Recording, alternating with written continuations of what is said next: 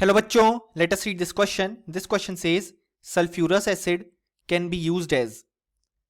और हमारे ऑप्शन हैं option A oxidising agent, option B reducing agent, option C bleaching agent, option D all of this.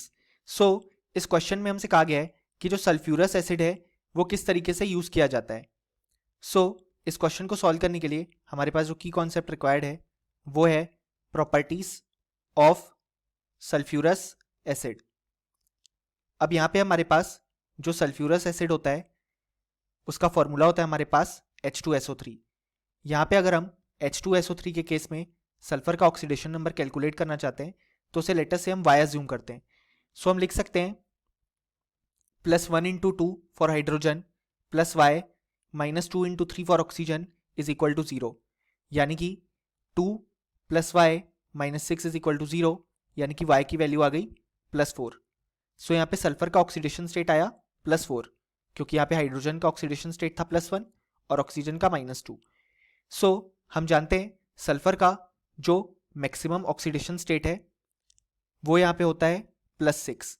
यानी कि हमारे पास जो सल्फ्यूरस एसिड है उसमें सल्फर का ऑक्सीडेशन स्टेट है +4, यानी कि अभी ऑक्सीडाइज हो सकता है.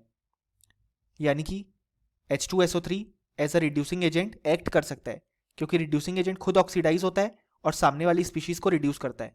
और सल्फर का मिनिमम ऑक्सीडेशन स्टेट होता है -2, यानी कि हमारे पास जो सल्फर है वो रिड्यूस भी हो सकता है. अब क्योंकि सल्फर रिड्यूस हो सकता है तो वो एज एन ऑक्सीडाइजिंग एजेंट भी एक्ट कर सकता है. यानी कि यहाँ पे H2SO3 जो है वो ऑक्सीडाइजिंग एजेंट और रिड्यूसिंग एजेंट दोनों की तरह एक्ट कर सकता है. और यहाँ पे जो H2SO3 है वो एज अ ब्लीचिंग एजेंट भी एक्ट करता है for the bleaching of paper and pulp in the industries.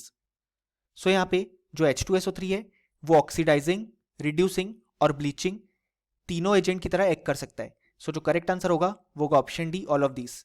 और फाइनली हमें लिख सकते हैं कि इस क्वेश्चन के लिए हमारे पास जो करेक्ट आंसर आया वो आया option D. Hope you understood it well. Best of luck.